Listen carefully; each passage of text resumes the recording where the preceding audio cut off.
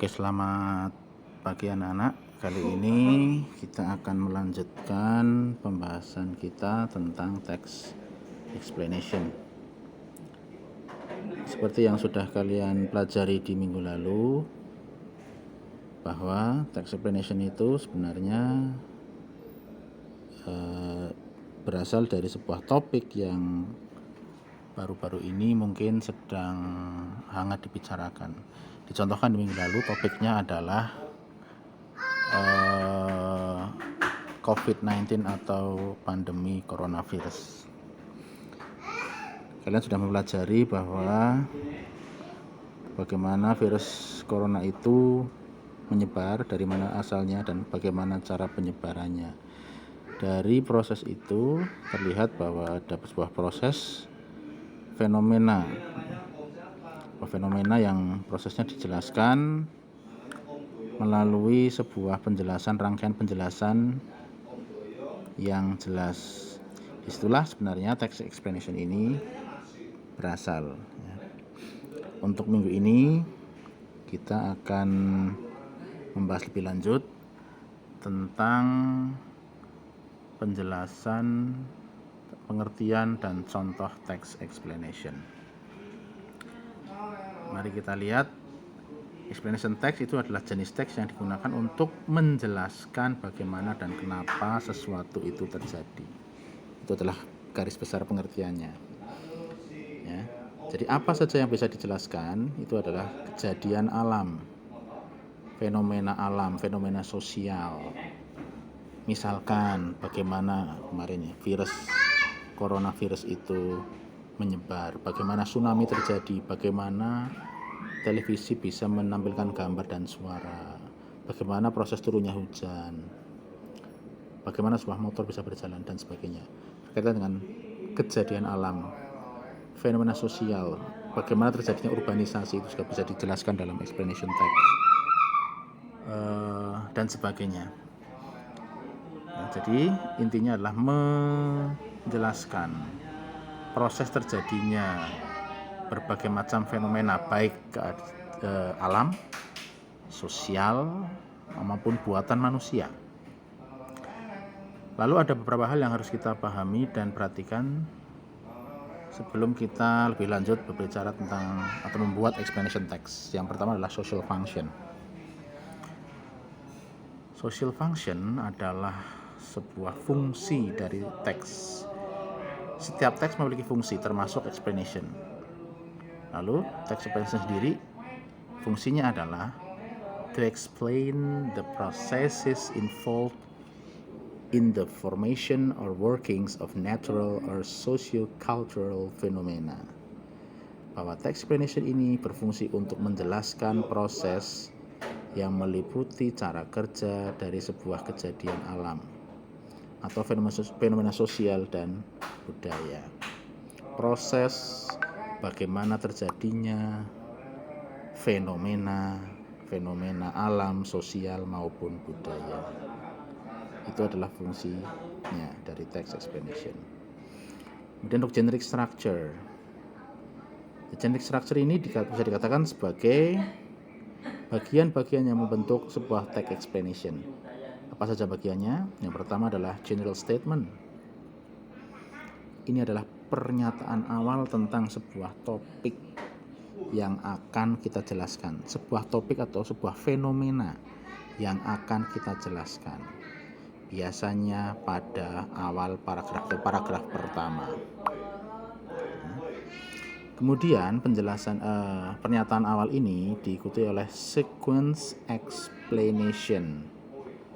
Sequence explanation adalah bagian yang mengikuti, yaitu merupakan serangkaian paragraf yang menjelaskan proses bagaimana cara kerja atau terjadinya suatu fenomena alam, bagaimana suatu hal itu dapat terjadi, bagaimana fenomena alam itu bisa terjadi.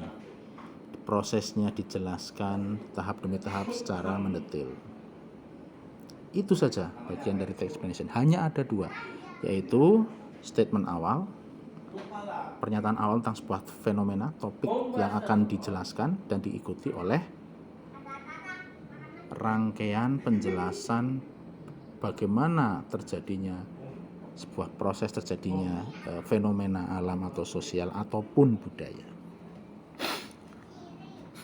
Kemudian untuk berikutnya, hal yang perlu kalian ketahui adalah ciri-ciri dari text explanation atau the language features, ciri-ciri kebahasaan. Language features adalah ciri kebahasaan dari sebuah text explanation yang biasanya ada beberapa cirinya. Yang pertama adalah text explanation itu mengandung passive voice. Ada beberapa kalimat dalam text explanation yang memakai bentuk passive voice atau kalimat pasif. Kalimat pasif ini berpola subject to be verb 3. Ada yang sudah tahu kalimat pasif? Ini adalah kalimat di mana subjeknya dikenakan sesuatu. Jadi bukan melakukan tapi dikenakan sesuatu. Ya. Seperti contohnya,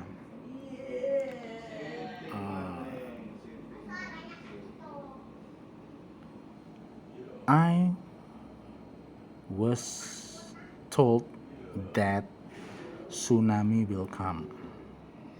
Saya diberitahu bahwa akan ada tsunami. Diberitahu, itulah yang namanya passive voice. Saya, subjek, diapain? Diberitahu. Diberitahu apa? Bahwa akan ada tsunami yang datang. I was told that tsunami will come. Ya, passive voice. Yang kedua, sebuah text explanation ditulis memakai tenses simple present tense. Pola kalimat yang ada dalam text explanation memakai simple present tense yang berpola subject verb 1. Kenapa memakai simple present tense? Karena apa yang dijelaskan dalam text explanation itu sebenarnya adalah sebuah hal yang bersifat fakta yang jelas-jelas keberadaannya benar atau kebenaran umum. Seperti kemarin kita bahas coronavirus. Apakah virus corona itu, bagaimana penyebarannya? Nah, itu ditulis semua. Yang ditulis adalah berupa fakta-fakta tentang virus corona. Fakta itu selalu ditulis dalam bentuk simple present tense. Kenapa? Karena itu terjadi nyata, ya, merupakan hasil dari penelitian fakta yang sudah ada sebelumnya. Ya. Tidak bisa kita memakai past tense. Kenapa? Itu fakta dari masa lalu. Masa lalu itu hanya sebuah sejarah, itu tidak bisa diceritakan dalam bentuk present tense. Jadi kalau explanation karena sifatnya menjelaskan sebuah proses yang benar-benar terjadi dan faktanya benar-benar ada, maka kita memakai simple present tense. Kemudian text explanation juga memakai conjunction of cause and effect. Conjunction is kata penghubung. Kata penghubung yang memperlihatkan apa? Cause and effect, sebab akibat, yang berhubungan dengan sebab akibat. For example, kita bisa pakai because, therefore, so, that's why, then, dan sebagainya. Itulah contoh dari conjunction cause and effect, kata hubung yang berkenaan dengan sebab akibat. Berikutnya, sudut pandang yang dipakai dalam explanation text adalah third person point of view. Artinya, explanation text ditulis dari sudut pandang orang ketiga, selalu orang ketiga. Kita tidak bisa memakai sudut pandang orang pertama dengan kata ganti I, saya. Karena apa? Ini tidak menceritakan pengalaman pribadi. Tapi kita menjelaskan sebuah kejadian yang kita lihat. Fenomena yang kita lihat di sekitar kita. Sehingga memakai sudut pandang orang ketiga. Kalau dalam hal ini, kalau fenomena benda berarti it. Ya. Banyak kata-kata it yang muncul. Hal itu, ini, sesuatu itu, it. Kita tidak memakai kata I karena kita tidak membicarakan diri kita sendiri, tidak membicarakan pengalaman kita sendiri. Oke, berikut ada contoh text explanation. Ini kalian baca sendiri dulu, nanti bisa kalian baca nanti setelah penjelasan Pak Kris ini. Teksnya berjudul How Do People Get Infected by COVID-19. Di sini ada beberapa paragraf teksnya, 1, 2, 3, 4 paragraf. Ya. Kita langsung ke penjelasannya saja. Ya. Jika kita perhatikan contoh teks di atas, teks ini sudah mengandung ciri-ciri kebahasaan dari explanation text yang sudah Pak Kris jelaskan tadi. Seperti yang ada di paragraf pertama. From the beginning of 2020, the world has been in an emergency status following the outbreak of an infectious disease caused by severe acute respiratory syndrome 2 or SARS-CoV-2. Bla bla bla. Nah, mari kita lihat. Nah, pada paragraf pertama ini sudah terdapat general statement yang merupakan pernyataan awal tentang apa yang akan dijelaskan. Di situ ada pernyataan awal tentang topik apa yang akan dijelaskan lebih lanjut. Ya, di sini dijelaskan tentang pandemi virus corona yang telah menyebar ke seluruh penjuru dunia dan sudah menelan korban ratusan ribu jiwa. Dan penjelasan ini diletakkan pada paragraf pertama. Paragraf yang muncul berikutnya, paragraf kedua dan selanjutnya, itulah yang dinamakan sequence explanation, yang merupakan serangkaian penjelasan untuk memperjelas tentang apakah sebenarnya virus corona itu. Virus corona ini apa sih? Bagaimana sih nyebarnya? Dan sebagainya. Nah, lalu kita bisa lihat. Paragraf kedua memang dijelaskan. Ternyata virus corona itu adalah respiratory disease, penyakit saluran pernapasan. Therefore, it is transmitted through respiratory droplets dan ditularkan melalui respiratory droplets, cipratan kecil dari pernapasan. Droplets of virus Haley dan mucus that are injected when symptomatic people sneeze or cough, di mana dikeluarkan droplet itu ketika orang yang mengalami gejala itu bersin atau batuk dan sebagainya. Oh, itu ternyata yang namanya COVID-19, sebuah penyakit pernapasan yang menyebar dengan begitu cepat melalui droplets yang keluar dari bersin atau batuk seseorang. Kemudian paragraf berikutnya, transmission by contact is also possible. Ternyata tidak hanya melalui droplet penularannya, tapi juga melalui kontak langsung. Ya. Viral particles from respiratory droplets land on object. Ternyata droplet tadi bisa menempel pada benda-benda tertentu. Dan jika seseorang menyentuh benda itu, someone touches the object, then touches their mouth, lalu disentuhkan ke mata, ke mulut, maka the virus then slips into their body. Dan virusnya bisa masuk ke dalam tubuh mereka. Jadi ada penjelasan bahwa penyebarannya atau penularannya secara langsung bisa melalui droplet yang terhirup dan juga melalui kontak dari benda-benda yang tertempel oleh droplets dari virus corona tadi. Nah, itulah penjelasannya. Lalu yang ketiga dijelaskan langsung. Ada penjelasan lagi bahwa tindak lanjut sedang diadakan. More studies are still being conducted to this day to learn more about the virus. Ternyata ada studi yang diadakan untuk mempelajari lebih lanjut tentang virus ini. How it is spread, bagaimana penyebarannya, and how to stop it, dan bagaimana cara menghentikannya. Ya, setelah ada penularan, ada wabah, karena orang tidak bisa menjaga jarak, tidak bisa menahan berkumpul-kumpul, maka ada studi lebih lanjut tentang bagaimana cara menghentikan penularannya.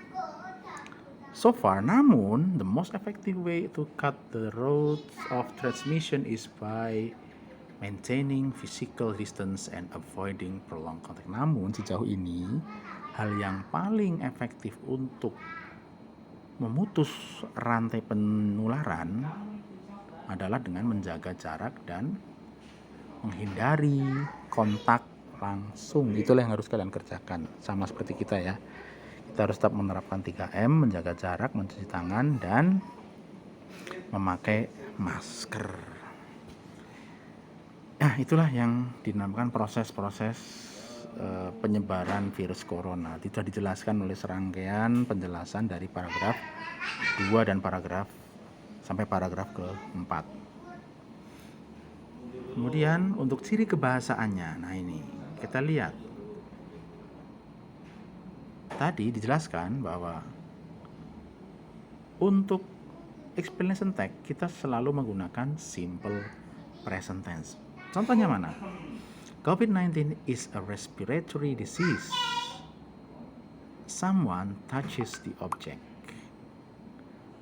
To be is, dan kata kerja pertama touches itu menggunakan akhiran s, itu adalah bentuk-bentuk verb one yang menunjukkan kalimat itu memakai simple present tense.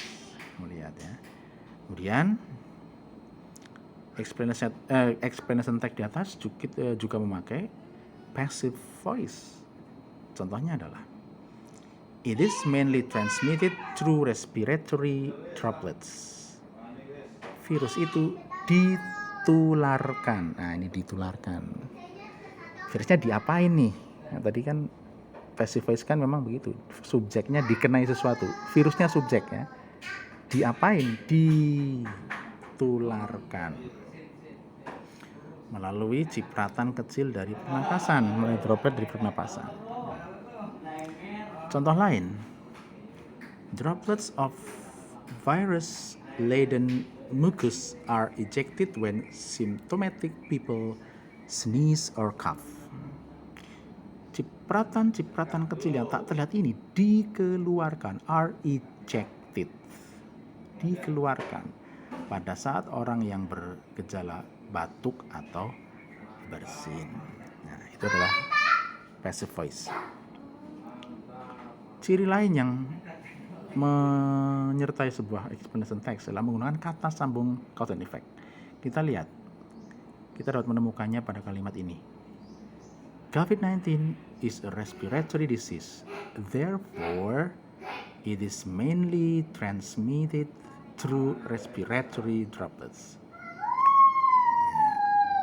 Therefore, COVID-19 adalah penyakit pernapasan sehingga itu adalah cause and effect. Sebab akibat. Sebabnya kenapa? Sebabnya karena penyakit pernapasan sehingga otomatis dengan demikian efeknya apa? Ditularkan through, melalui respiratory droplets. Cipratan-cipratan yang berasal dari pernapasan manusia. Yang terakhir, explanation text menggunakan sudut pandang orang ketiga. Ya, kita tidak menemukan orang pertama atau kata ganti orang pertama di situ. I, saya tidak ada. Artinya sudah mengikuti ciri atau aturan dari explanation text. Baik anak-anak, itulah penjelasan explanation text secara garis besar. Kalian bisa mempelajari sendiri nanti melalui Sway ini, aplikasi Sway yang akan linknya akan sudah saya sematkan di Moodle kelas Pak Kris. Terima kasih atas perhatiannya. Oke. Stay healthy, stay well, and goodbye.